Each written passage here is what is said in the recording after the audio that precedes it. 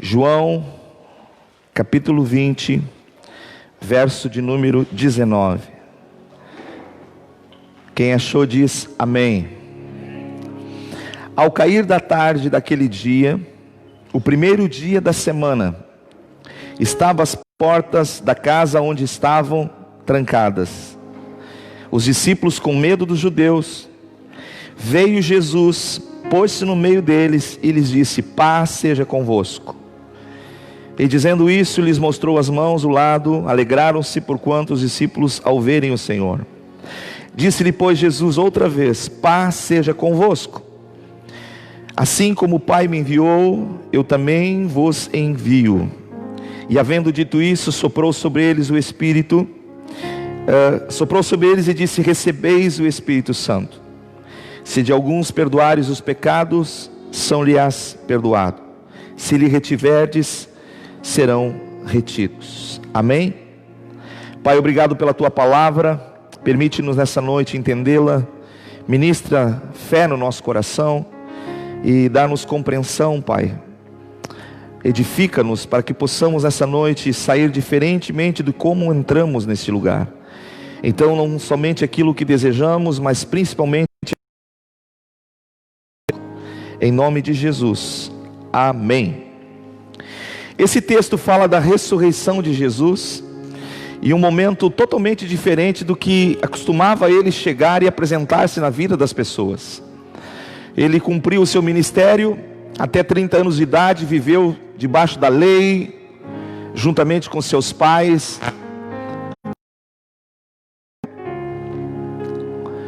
Quando ele cumpre os seus 30 anos, segundo a tradição judaica, a maioridade chega com os 30 anos, diferente aqui do Brasil. Ele começa então a manifestar agora o ministério pelo qual Deus havia designado ele. Ele vai 3 anos caminhar com pessoas. Ele escolheu alguns para andar com ele.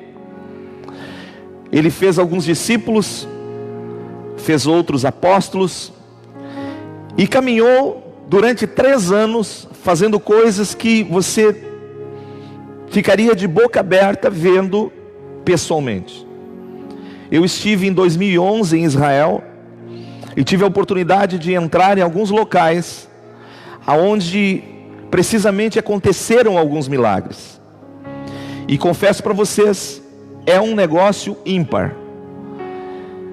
Não teve lugar onde eu cheguei que eu não senti algo incrível, da ponta do pé ao topo da cabeça. Meu espírito estremeceu, o choro desceu, o joelho, a gente cai em determinados lugares sem que você precise se orientar, dizer assim, ó, vamos se ajoelhar. Não, você simplesmente desaba, por tão somente estar em lugares por onde ele passou. Então eu imagino o momento das coisas acontecendo presencialmente na vida das pessoas. E Jesus então passa por esse momento. No último ano do seu ministério, a Bíblia diz que ele vai à cruz do Calvário, ele enfrenta a morte, 3º dia ele ressuscita. E a Bíblia diz que quando ele ressuscita, aquele momento havia dor, havia tristeza, havia angústia no coração das pessoas, porque elas estavam tristes, abatidas, sem saber o que tinha acontecido. E naquele momento, naquela ocasião, no 3º dia Jesus ressuscita. Ele tinha um hábito junto com os seus discípulos de visitar pessoas, mas eles batiam na porta. As pessoas abriam e Jesus entrava. Agora acontece algo diferente. Ele chega em um lugar onde eles estão reunidos, as portas estão trancadas, ninguém bateu, mas Jesus apareceu no meio deles. E ele chega e diz: paz seja com vocês. Ele vem para tirar aquele anseio, aquele medo, aquela preocupação que estava sobre eles, e ele diz 2 vezes: paz seja com vocês. Uma das coisas que ele está mostrando, que na vida cristã você não pode abrir mão de ter paz na tua vida, porque independente do que você possa estar enfrentando, quando você tem paz de Deus no teu coração, você tem força para enfrentar qualquer desafio. E Jesus chega então e diz: paz seja convosco. Mas ele chega e surpreende, porque ninguém bateu, ninguém pediu para abrir a porta. Simplesmente ele aparece no meio deles. E aquilo torna algo espantoso. Como é que ele entrou? E Jesus começa a manifestar agora a sua divindade e mostrar quem realmente ele era. Antes ele falava, agora aconteceu. E quando Jesus faz isso, então ele diz para eles: o Deus me enviou, eu também vou enviar vocês. Vocês vão receber o Espírito Santo na vida de vocês, e vocês vão sair também ministrar o que eu fiz. E o texto segue, eu quero que você acompanhe. 4. Ora, Tomé, um dos 12, chamado Dídimo, não estava com eles quando veio Jesus. E disseram então os outros discípulos: vimos o Senhor. Mas ele respondendo: se eu não vir nas mãos o sinal dos cravos, e ali não puser o dedo, e não puser a mão ao seu lado, de modo algum acreditarei. Essa semana eu estava meditando e pensando comigo, como pode uma pessoa viver 3 anos com alguém intensamente, porque esses 3 valeram pelos 30, vendo coisas Jesus fazer incríveis, maravilhosas,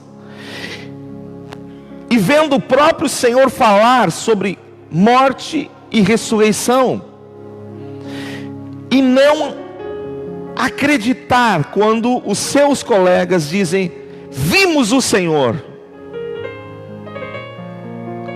E eu comecei a pensar comigo, que coisa interessante, queridos. Teria Jesus falhado em alguma coisa? Teria Jesus talvez não ensinado de maneira correta? E eu comecei a me indagar, e comecei a perceber que não. Mas o que aconteceu se Tomé teve o melhor professor que uma pessoa pode ter? Jesus. O melhor pastor que alguém pode ter presencialmente? Jesus. O que ocorreu com ele? O que se passou que Tomé não conseguiu acreditar que disseram: Jesus está vivo? E aí eu lembrei-me do que Paulo fala em Romanos, capítulo 10, verso 17, que ele vai dizer que a fé vem pelo ouvir, e ouvir a palavra de Deus. Então, teria Tomé não ouvido a palavra de Deus? Em hipótese alguma. Não tinha como não ouvir Cristo falando todos os dias ao seu redor. Mas então, por que ele não conseguiu acreditar, se ele ouviu e a fé veio sobre ele? E aí eu identifiquei uma coisa interessante. Anote aí se você tem um lápis ou uma caneta. A fé vem pelo ouvir, mas o permanecer da fé vem pelo praticar. Como assim, pastor Maurício? Nesse período em que Tomé teve a oportunidade de caminhar com Jesus, ele foi um excelente ouvinte, mas um péssimo praticante. E me parece que quando nós não praticamos aquilo que ouvimos, nós tornamos nulo a nossa fé. E a Bíblia diz que Tomé ouvia, mas no momento que ele precisou dar respostas àquilo que ele ouviu, ele negligenciou, e ele fracassou. E aí você pode acompanhar o texto, porque no verso 26 vai dizer assim, ó: passado 8 dias, então uma semana depois, estavam outra vez reunidos, e os seus discípulos, e Tomé com eles. Agora Tomé estava presente. Estando as portas trancadas mais uma vez, veio Jesus, pôs-se no meio deles e disse-lhes: paz seja convosco. Verso 27. E logo disse a Tomé: põe aqui o dedo e vê as minhas mãos. Chega também a mão e põe-me ao meu lado. não seja o quê? Mas seja, diga comigo assim, o desejo de Deus, mais forte, diga, o desejo de Deus, não é que eu seja incrédulo, mas que eu seja crente. Mas para nós sermos crentes, eu não posso só ouvir a palavra de Deus, eu preciso ouvir e praticar, ouvir e praticar, ouvir e praticar. Por quê? Porque momentos da vida vão chegar que nós precisamos mostrar se cremos ou não cremos. Porque a fé não é o que você vê, a fé é o que você crê. Não é o que os teus olhos naturais estão mostrando, mas é aquilo que você crê dentro do teu coração. E eu me lembrei de um outro texto, de um outro discípulo de Jesus. Você pode voltar no capítulo 6, deixa esse texto aberto, nós vamos voltar nele depois. No capítulo 6, Jesus está treinando eles. Tomé estava junto.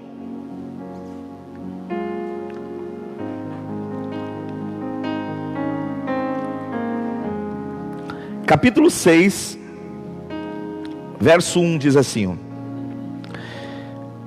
depois destas coisas, atravessou Jesus o mar da Galileia, que é o de Tiberíades, e seguia numerosa multidão, porque tinham visto os sinais que ele fazia na cura dos enfermos. Então subiu Jesus ao monte e assentou-se ali com os seus discípulos.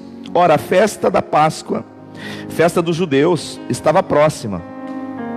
Então Jesus, erguendo os olhos e vendo que grande multidão vinha ter com ele, disse a Filipe: onde compraremos pães para lhes dar a comer? Jesus chama um dos seus discípulos. Eu tive nesse local, ele é muito lindo. Ele é um local onde você começa a subir assim, você tem toda a visão do mar da Galileia, um lugar lindíssimo. Eu imagino Jesus sobe aquela montanha, vai subindo para cima ali, chega mais ou menos pela metade, aquela multidão ao pé do mar, subindo junto com ele. Estamos falando de 5.000 pessoas aproximadamente, mais até. E Jesus chama um dos seus discípulos e diz: estou preocupado, tem uma multidão de gente na nossa frente aí, como é que nós vamos alimentar esse povo todo? E o texto mesmo está dizendo que Jesus falou isso para experimentar o seu discípulo, ou seja, para saber o que estava dentro do seu coração. Eu quero ver se camarada realmente crê ou não crê, se ele é um homem crente ou se ele é incrédulo. Eu quero ver a resposta dele. E eu imagino que oportunidade que Filipe tem, assim como Tomé tem, de manifestar a sua fé. A oportunidade dele dizer: Jesus, que dia incrível para o Senhor fazer um grande milagre. Afinal, todos os dias nós presenciamos o Senhor fazer coisas lindas. Eu imagino que ele desperdiçou um momento ímpar da sua vida, dizendo: Jesus, que dia para o Senhor extravagar num milagre hoje. Mas não, ele usa o raciocínio humano. Jesus diz: aonde nós compraremos pão para toda essa gente, Filipe? E ele diz: tivéssemos 200 denários e tivesse um lugar para comprar pão, não conseguiríamos ainda para cada um. Se tivéssemos, não tinha dinheiro. Ele usa o raciocínio natural. O que Jesus esperava dele? Uma ação de fé. O que Jesus espera de nós nos dias de hoje, queridos? Uma ação de fé simples, de confiança em Deus. Ele estava junto quando Jesus, caminhando com os discípulos, juntamente com Pedro, Tiago e João, eles passam por Betânia e encontram uma figueira, e Jesus vai lá procurar um figo. Está em Marcos capítulo 11.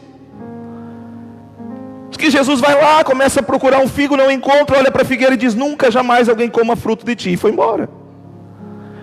No dia seguinte eles voltam pelo mesmo caminho, aquela figueira está totalmente seca, desde baixo ao alto, tudo secou. Pedro se admirou, como qualquer um de nós se admiraria. E Pedro foi perguntar: mas Senhor, qual é o segredo? O Senhor falou com a figueira e ela secou. O que Jesus disse? Tem de fé em Deus. Tem de fé em Deus. O que nós fazemos aqui dentro desse local, queridos? Nós buscamos compreender a palavra de Deus e nos encher de fé em Deus. Para quê? Amanhã começa uma semana. E cada um de nós vamos encontrar situações pelas quais poderão ser problemas ou oportunidades de manifestarmos a nossa fé em Deus, de como cremos e de como podemos agir. Da mesma fé que foi com Tomé, foi com Filipe. Tomé deveria ter ouvido dos seus irmãos: olha, Jesus ressuscitou. Ele deveria ter dito: glória a Deus, eu sabia que o meu Redentor, eu sabia que o meu Senhor, Ele está vivo, Ele prometeu, Ele falou. Ele deveria ter extravagado na sua fé. Mas o que ele diz? Se eu não ver, não vou acreditar. Então Jesus volta. Uma semana depois ele está junto, e Jesus chega e dirige-se a ele e diz: Tomé, vem cá. Olha aqui a minha mão. Bota o dedo aqui agora. Olha aqui, coloca a mão aqui onde foi transpassado. Vem cá, Tomé. Não seja incrédulo, seja crente. Deus quer a sua igreja crente, aquecida. O mundo nunca precisou tanto de Deus como nesses dias. A humanidade nunca desejou tanto encontrar uma saída e resposta para aquilo que estamos vivendo como nos dias atuais. Mas cadê a igreja do Senhor? Cadê os crentes? Cadê os homens e mulheres cheios de fé? Pastor, foram os primeiros a ficar trancado em casa, com medo da morte. Queridos, você está entendendo em nome de Jesus? A palavra de Deus está nos mostrando que nós precisamos dar uma resposta. Sermos pessoas de fé, de convicção. Davi, quando ele compôs os Salmos 23, ele diz: o Senhor é o meu pastor, nada me faltará. Mas ele também diz: ainda que eu ande pelo vale da sombra da morte, não temerei mal algum, porque o Senhor está comigo. O Senhor está presente na minha vida. Isso faz a diferença. Nós estamos falando de um Cristo ressurreto.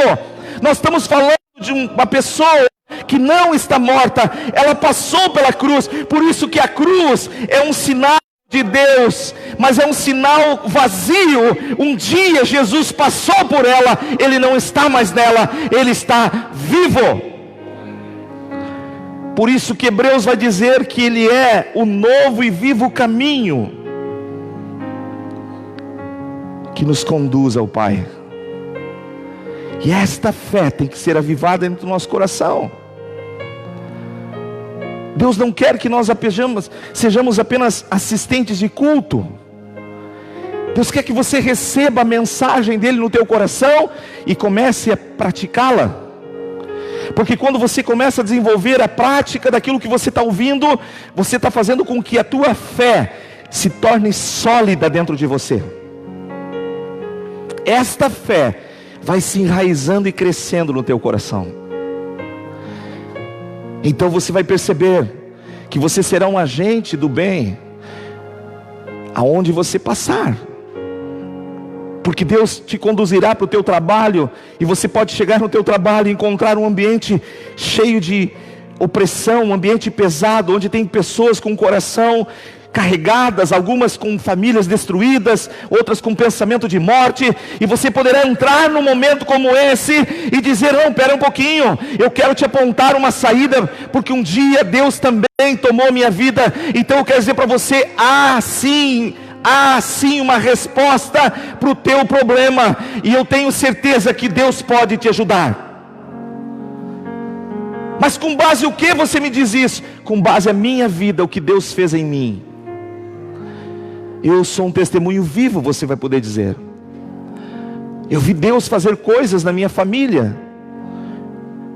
Mas se nós só ouvirmos a palavra de Deus e não praticarmos, nós podemos nos tornar uma geração semelhante à de Tomé. E olha que esse negócio contamina. Se passaram mais de 2000 anos e Tomé virou um santo, e toda vez que alguém pensa em Tomé, pensa no quê? Preciso ver para crer. Olha o jargão que esse homem levou nas costas. Filipe, onde nós compraremos pão para toda essa gente? Aonde? E ele esperava uma resposta de Filipe. Ele estava experimentando Filipe: Senhor, olha só, hoje é um dia que vai acontecer grandes coisas. O Senhor está conosco aqui nesse lugar. E onde o Senhor está presente, milagres acontecem. Pastor, mas eu não estou sentindo Deus. Queridos, Deus não é sentimento. Deus é fé. Tem momentos da vida sim que você vai sentir, tem momentos que você não vai sentir. Mas a razão de você não sentir não significa que Deus não esteja presente na tua vida. Abra em Mateus capítulo 28.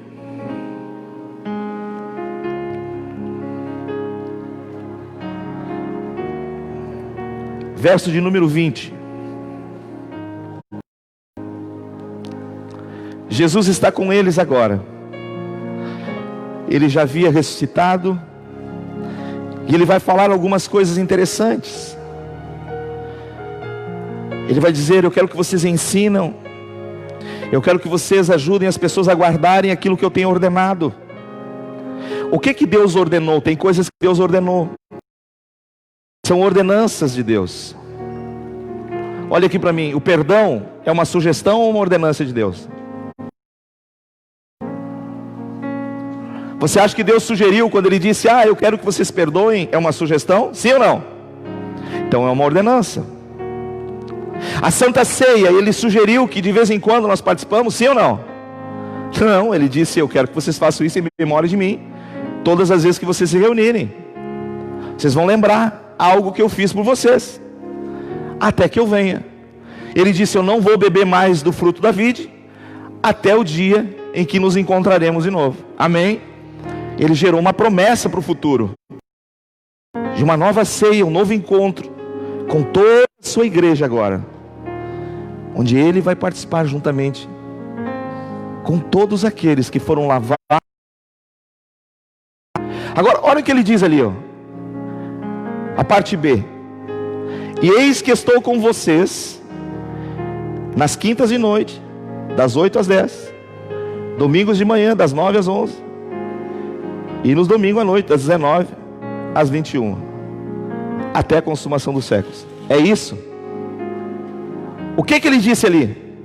Eis que estou convosco, diga comigo, todos. Todos. Todos significa todos. Quer você tenha sentimento, se Deus está sentindo Ele ou não, Ele está presente com você. Amém? Todos os dias eu estou presente. Então eu acordo de manhã, eu glorifico a Deus. Mas tem dias que são dias de batalha. Tem dias que você acorda e parece que os céus estão de bronze. Mas é nesses dias que eu digo: Senhor, Tu estás presente. Os meus olhos naturais podem não estar contemplando, mas o meu coração está declarando: o Senhor é presente na minha vida, o Senhor é presente na minha família, o Senhor é presente nos meus filhos, o Senhor é presente na igreja. E o Senhor disse que aquele que está em ti é mais do que vencedor. Você vê que os céus começam a se abrir, porque há uma declaração do teu coração. naquilo que você acredita, naquilo que você crê. Deus te dá uma oportunidade diária, diante de situações que se levantam, de você manifestar o que você acredita. Então eu tenho dito: Senhor, eu não vou para a igreja física, local, apenas para estar lá, para marcar presença, para as pessoas dizerem: como o pastor Maurício é presente, está lá no culto. Senhor, eu sou tua ovelha, eu tenho uma família, eu tenho razão para te buscar, porque um dia eu estava perdido e o Senhor me achou, um dia eu estava morto e o Senhor me trouxe vida, e então nesta vida eu quero caminhar com a minha família. E eu começo a glorificar a Deus, exaltar a Deus, nas pequenas e grandes coisas, porque em tudo Deus se faz presente. Em todas as coisas Ele está presente na nossa vida. Filipe, Deus esperava que ele dissesse: olha, Senhor, esse dia será grandioso, grandes coisas o Senhor vai fazer. Mas ele não deu essa resposta. Da mesma forma, Tomé poderia ter dito: o Senhor, se você está dizendo que Jesus ressuscitou, eu acredito. Por que eu acredito? Porque ele passou 3 anos falando conosco sobre esse assunto, e glória a Deus por aquilo que ele falou. Mas ele chega e diz: não. E isso me ensina uma coisa: cuidado, meu irmão, tentar entender as coisas de Deus de uma forma lógica e de um raciocínio humano.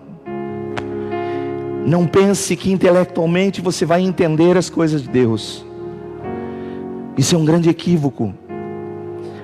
Nós vamos entender as coisas de Deus se vivermos pela fé, se dermos confiança àquilo que Deus estabeleceu na sua palavra. Então eu abro a Bíblia. Outro dia eu cheguei, uma pessoa disse para mim: vocês crentes, com esse negócio de Jesus voltar, eu não acredito nisso. Se você acredita ou não, não vai fazer diferença. Jesus vai voltar da mesma maneira. Concordando você ou não, Jesus vai voltar. Aceitando você ou não, Jesus vai voltar. Agora, sugiro para você: você sem Deus não é nada, Deus sem você continua sendo Deus. Então, enquanto há uma oportunidade, abra teu coração e aceite Ele, porque Ele está voltando. Os sinais estão mostrando, os acontecimentos estão mostrando. Liga a TV, você vai ver Porto Alegre amanheceu amarelada. Outro dia você liga, um meteoro está passando perto. Outro dia você liga porque está tudo escuro. E aí você abre a Bíblia fala sobre tudo isso. Não pode ser surpresa essas coisas para nós. Por que nós somos pegos de surpresa nessa pandemia? Porque está faltando fé no nosso coração. Essa é a verdade. Porque a Bíblia fala de acontecimentos e fatos que se dariam nos últimos tempos. Por que estão coisas? Se o nosso Senhor falou sobre elas, é porque talvez nós não estávamos tão perto dele quanto nós imaginávamos. E o distanciamento social mostrou que antes de estarmos distantes das pessoas, muitos estão distantes de Deus, sem perceber. Elas têm uma Bíblia em casa, elas dizem que oram, elas até frequentam a igreja, mas a questão é que estão distantes de Deus. Então nesse momento nós temos que dar uma resposta para o mundo, aquilo que cremos e aquilo que acreditamos. O nosso Senhor está vivo. O nosso Deus é um Deus de bem-aventurança. O nosso Deus é um Deus de vitória. Então quando você pegar o cálice nessa noite, lembre, Jesus disse: eu estou com vocês todos os dias, até a consumação dos séculos. Significa, você pode, ou eu posso, talvez não estar vivo quando Ele voltar, mas a nossa geração que estiver, vai presenciar os cuidados de Deus. Então eu falo para minha família, eu falo para os meus filhos, eu disse: olha só, nós estamos juntos, caminhamos juntos, trabalhamos juntos, faz tudo por vocês, mas tem um Deus que não passará. E assim como Ele tem sido conosco, Ele vai continuar sendo nas gerações vindouras. Ele é um Deus de geração. Nós estamos vendo agora aqui avô, bisavô, pai, coisa linda isso. Deus é um Deus geracional. E Ele não pensa só no aqui e agora, Ele pensa para frente. Então quando eu busco a Deus na minha vida, eu estou me preparando, não só para mim, mas para a minha geração. Quando Moisés buscou a Deus, em um momento difícil da sua vida, lá no Êxodo capítulo 13, a Bíblia diz que Deus visita Moisés. E o que Ele diz para Moisés? Eu sou o Deus dos teus pais. Olha o que Ele diz. Ele diz: Moisés, sabe por que eu vim hoje? Porque eu tenho uma aliança com teus pais. Teus pais não estão mais presentes. Você está numa situação difícil, mas eu tenho uma aliança de coração com os teus pais. E porque eu tinha esta aliança com eles, eu estou vindo agora na tua vida, porque eu quero também a tua participação nesta aliança. Eu vim para te socorrer, eu vim para te abençoar. Eu vim para dizer para você, nem tudo está perdido. Moisés pensava que tudo estava perdido. E o Deus de gerações entra na vida daquele homem e muda a história dele. Com base em o quê? A fidelidade dos seus pais. A importância de nós darmos uma resposta de fé para Deus nos dias em que estamos vivendo hoje. Amém?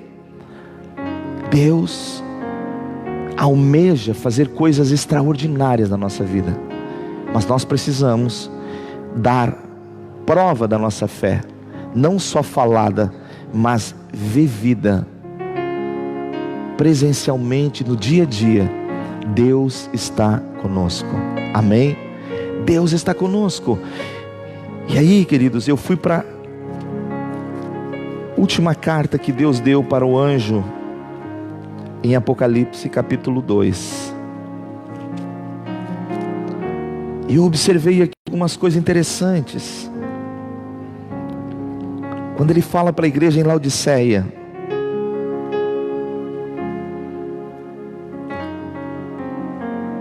quando Jesus está falando para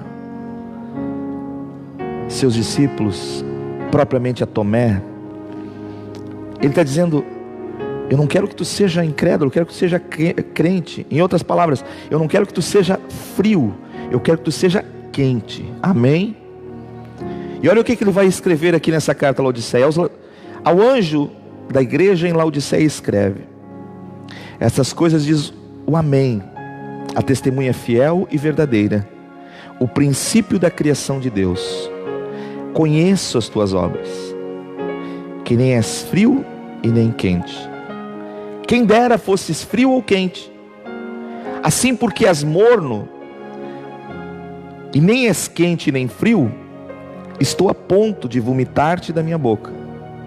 Pois dizes: estou rico e abastado, e não preciso de coisa alguma, e nem sabe que tu és infeliz, sim, miserável, pobre, cego e nu. Deus, Ele é tão lindo, queridos, mas tão maravilhoso, que Ele não aponta os problemas sem apontar a solução. Ele não mostra onde está o defeito sem mostrar como você pode consertar. Aí olha o que ele vai dizer no 18: aconselho-te que de mim compres ouro refinado pelo fogo, para te enriqueceres. Ou seja, as verdadeiras riquezas estão naquilo que Deus pode proporcionar na nossa vida espiritualmente. A maior riqueza que você pode dar para o teu filho, pai, é construir o caráter de Deus dentro do coração dele. Amém? O maior presente que você pode dar para um filho é um coração cheio de temor a Deus. Isso supera qualquer grife que você possa comprar. qualquer Nike de 700 pila, que eles adoram, eles gostam. Mas você pode sim, se tem condição, dar o melhor. Mas o melhor no coração dos filhos é quando você investe nas coisas de Deus na vida deles. E Jesus está dizendo aqui: eu te aconselho que de mim tu compres ouro refinado pelo fogo, para te enriqueceres, vestiduras brancas para te vestires, a fim de que não seja manifesto a vergonha da tua nudez, e colírio para os teus olhos, a fim de que vejo. E olha o que ele diz no 19: porque eu, o Senhor, repreendo e disciplino a quantos amo. Sê pois zeloso e arrepende. Ou seja, se você identificou que você não tem guardado a fé como deveria, diga: Deus, eu quero deixar de viver uma vida morna, para viver uma vida cheia do Teu Espírito, uma vida aquecida em Ti, Senhor, não só de boca para fora, de coração. Sabe, queridos, o que faz a diferença na nossa vida é quando nós pegamos a palavra de Deus e colocamos em prática. Aí você vê transformação, aí você vê uma construção de Deus na nossa vida diariamente.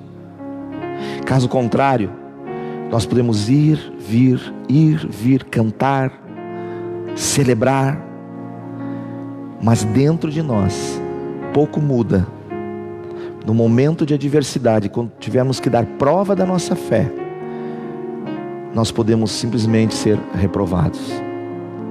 Mas quando mantemos um coração aquecido em Deus, cheio da sua presença, amando a Deus acima de todas as coisas, buscando nos enriquecer com aquilo que é dele, então quando vir uma oportunidade, quando vir uma situação, você vai ter voz ativa para dizer: Deus vai fazer algo nesta situação. Você pode aguardar que Deus vai manifestar a graça dele. Algo vai acontecer aqui, porque você está com o coração crendo na presença poderosa dele.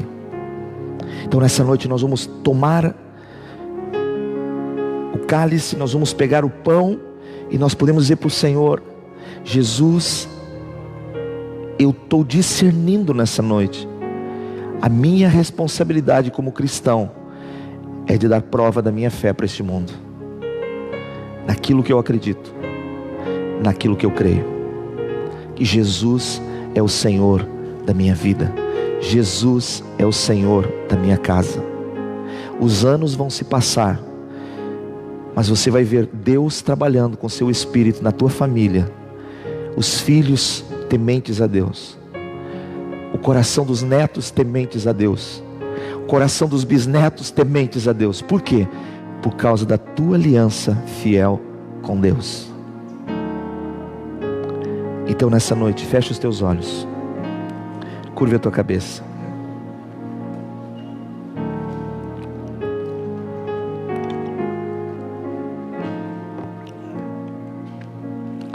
Quando nós começamos 30 anos atrás, Bia e eu, a gente ouvia sempre as pessoas dizerem: Deus tem um chamado na vida de vocês, Deus tem um grande chamado na vida de vocês. E eu comecei a perceber que isso se tornou um jargão no meio da igreja, as pessoas falando isso umas para as outras, e eu vi muitas pessoas frustradas com isso. E então, começando a buscar compreender mais a palavra de Deus, eu tive entendimento a respeito disso,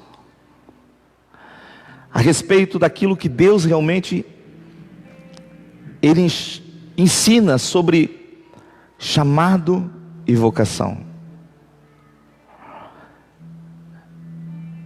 E eu pergunto para você: você sabe o que é a diferença entre chamado e vocação? Talvez você já ouviu alguém dizer para você assim: ó, Deus tem um chamado na tua vida. E isso encheu o teu coração de alegria, mas ao mesmo tempo trouxe um peso. Ah, Deus tem um chamado na minha vida. Estudando a palavra, entendendo a palavra, eu quero que você olhe aqui para mim um pouquinho. Jesus disse em Mateus capítulo 11, a partir do versículo 28: Vinde a mim, todos vós que estáis cansados e sobrecarregados, e eu vos aliviarei. Então note que o chamado de Deus é para todos, não é para alguns. Mas eu sou chamado para quê? Para chegar em Jesus, entregar os meus pesos e fardos da minha vida e me abastecer dele. Amém? Todos nós somos chamados a ir a Cristo, do menor ao maior, do mais simples ao mais nobre, todos chamados para caminhar com Cristo. Mas quando nós chegamos em Cristo, nos abastecemos dele, então ele escolhe alguns e dá uma vocação. A vocação é diferente, né? Totalmente diferente. Não é isso? Porque a vocação tem a ver com algo que Deus quer que eu faça. Chamado tem a ver com aquilo que eu me abasteço. Isso é importante, todos nós sabemos. E todos nós entendermos que se eu fui chamado por Deus para me abastecer, e agora Ele me envia para dar. Então eu quero que você abra a tua Bíblia aí em 1 Coríntios capítulo 11, verso 23. E olha o que o apóstolo Paulo vai dizer: porque eu recebi de quem? O que está escrito aí? Porque eu recebi do Senhor. Note que para você dar alguma coisa, primeiro você tem que receber. E quando você recebe, então agora você pode dar. Você compreende? Você pode dar. Você aprende isso. O apóstolo Paulo diz agora que eu recebi, eu posso dar. Então José, vem cá. O que eu fiz com ele? Chamei ele para ele estar comigo. Junto comigo, eu estou dando para ele algo. Agora você vai lá e dá para Camila e diz para ela beber a metade disso. Pode beber.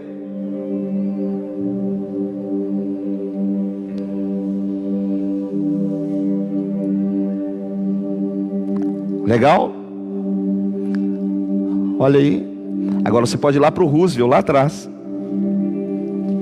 que ele está com sede também. E diz para ele: pode secar o copo.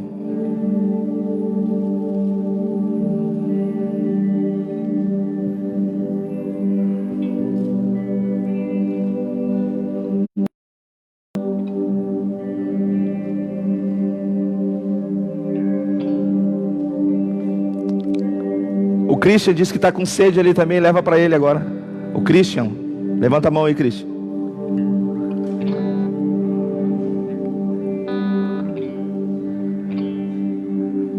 O que aconteceu? Ah, está vazio. Então o que ele tem que fazer? Voltar na fonte. O chamado na vida dele é para ele permanecer na fonte. E quando ele abastece, pode levar para o Cristo. Ele pode servir outros. Sabe por que muitas pessoas nesse mundo estão assim perdidas dentro da igreja? É porque elas estão vazias de Deus. Cantam, erguem as mãos, batem palmas, mas quando você tem que dar algo para alguém, falta. Isso tem a ver com comunhão. Isso tem a ver com o resultado de quem nos chamou. Jesus disse: eu sou a fonte. João 7,37, sabe o que ele diz? No último dia da grande festa, levantou-se Jesus e exclamou: quem tem sede, vem a mim e beba. Quem crer em mim, conforme diz as Escrituras, do seu interior fluirão rios de água viva. Mas para esse rio jorrar, você tem que estar em contato com a fonte maior. Você entende? Por que hoje nós precisamos dar resposta da nossa fé? E ela começa onde? Na nossa oração, na nossa comunhão. Não abrindo mão de uma leitura bíblica, não abrindo mão de um devocional, não abrindo mão de um exercitar da nossa fé. Porque você não sabe a hora que você vai encontrar alguém sedento. Agora, se só você dá e não receber, chega uma hora que você está vazio. E aí sabe o que acontece? Nos frustramos em ver problema na vida das pessoas e não poder resolvê-los. Porque Filipe disse: se nós tivéssemos 200 denários, nós resolvíamos. Jesus disse: não entendeu nada. Você acha que se Deus quisesse prover dinheiro, não teria provido? Não, a questão é, a nossa resposta tem que ser espiritual, meu irmão. Por isso que Paulo vai dizer: porque eu recebi do Senhor, também vos entreguei. Você quer entregar para as pessoas? Comece a beber mais de Deus, comece a tomar mais de Deus, comece a alimentar mais de Deus, comece a encher mais de Deus no teu coração. Aí você vai ter para dar. Aí você vai chegar a pessoas sedentas e você vai manifestar a elas o que você tem recebido. Mas também você vai dizer: Senhor, eu preciso me abastecer mais. Porque toda fonte que só entrega e não recebe, um dia ela seca. Você está entendendo em nome de Jesus? Então fecha os teus olhos agora. Os irmãos que vão servir a ceia, venham rapidamente.